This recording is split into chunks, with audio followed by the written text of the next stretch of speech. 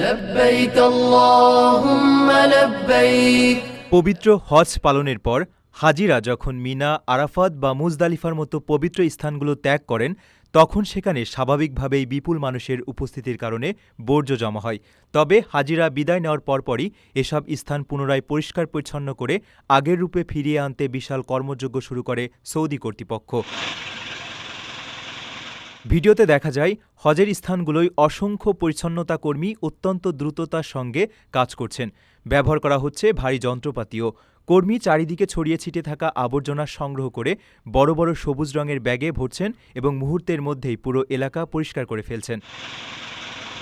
প্রতিবছর লাখ লাখ হাজির আতিথেয়তা নিশ্চিত করার পর দ্রুততম সময়ের মধ্যে পবিত্র স্থানগুলোর পরিচ্ছন্নতা ও পবিত্রতা রক্ষায় মক্কা কর্তৃপক্ষের পদক্ষেপ ব্যাপক প্রশংসা কুড়ায়। এবারও পরিচ্ছন্নতা কর্মীদের নির্লস পরিশ্রমের কারণে পবিত্র স্থানগুলো দ্রুত তার চিরচেনা রূপে ফিরে আসছে। প্রবাসীর সিটিতে চলছে বহুল আলোচিত ফ্রি ফ্ল্যাট অফার, অর্থাৎ আপনি যে টাকা দিয়ে এখন ফ্ল্যাট কিনবেন 5 বছর পর সেই সম্পূর্ণ টাকা ফেরত পাবেন, আর সেই সাথে পাচ্ছেন একটি ফ্ল্যাট একদম ফ্রি।